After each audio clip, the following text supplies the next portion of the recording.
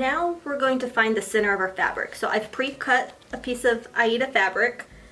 So what you'll do is you'll match up the corners as best you can and then crease it kind of in the center. And so I'll open it up and draw just a good sized line so I can see it. And then you'll do it the other way. So you'll have to fold both directions. Now we're going to put the fabric in the hoop. So I've already loosened it so the hoop comes apart in two. So you'll take the inner ring and place your fabric on top of it. And then you'll take the outer ring and just press it on. You'll want to try to get the fabric as center as possible.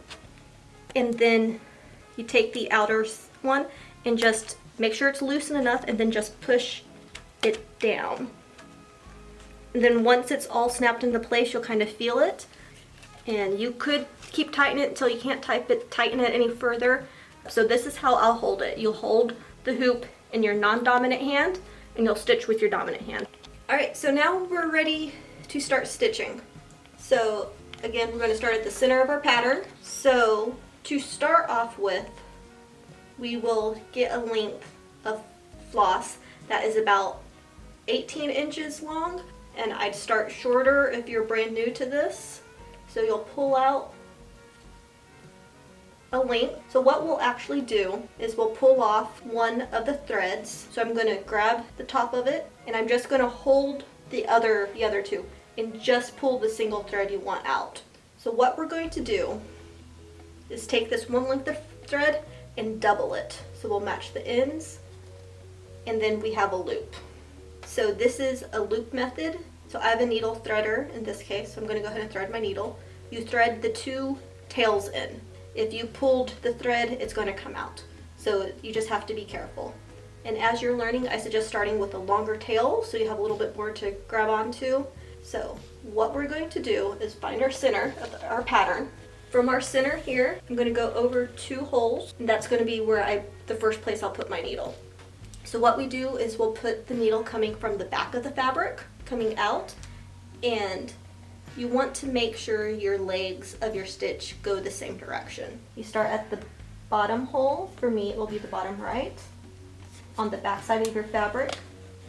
Pull through a little bit, the needle will go in the top left hole.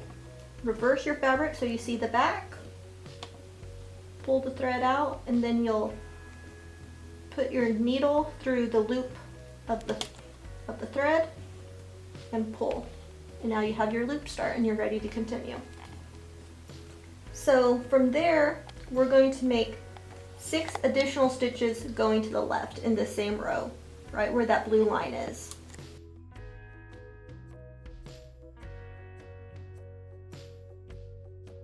So now we have our 7 stitches going from bottom right to top left, and now we need to cross them to make the X that cross stitches is known for. So you'll still go in the hole, and now you'll just go back and cross it, so you're going from the bottom left to the top right.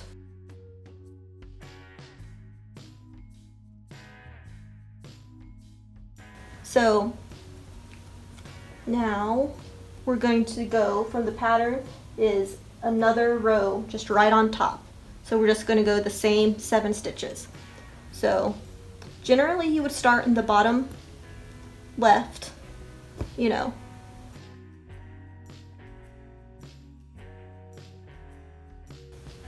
And now we're going to go back to the right to cross these.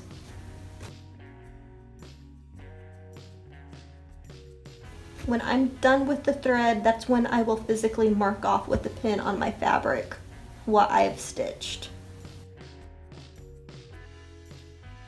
And so now we're going to go up again another row. So again, because it's going to be right on top of the previous row, we're going to do it backwards just so that stitch doesn't come out. And now instead of coming up in that hole where you would normally, how I normally do it is I'd go to the top left hole, you're going to just go back and cross that one into the right, and so you've already made the X. And then you'll do that same process for the whole row.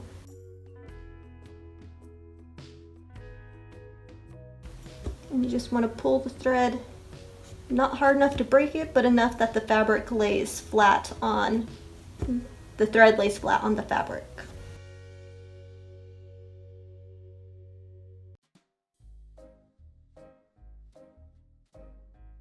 So we've done 3 rows, and now I'm going to show you how you finish your thread. So you'll flip over your hoop so you see the back. So this is what the back looks like. You'll see the bottom 2 rows look slightly different than the top just because of how you stitched it. So now we're ready to end your thread. This would be if you've either ran out of thread, like space to move the needle, or if it's time for a color change. So what you do is you run your needle and the thread underneath 3 or 4 stitches. I'll take the point of the needle and go under, and so the needle is under about 4 of the stitches. And so you'll pull it out through, and then you pull off your needle. Now you have a tail, and here's where you use your scissors to snip off the tail as close to the fabric, the stitching as possible without cutting it. And you're ready to get another thread on your needle and start again. I went ahead and finished the stitching, and here it is completely finished. There she is right in the center, looking all cute. That will be all for our how to cross stitch video. Thanks so much for watching.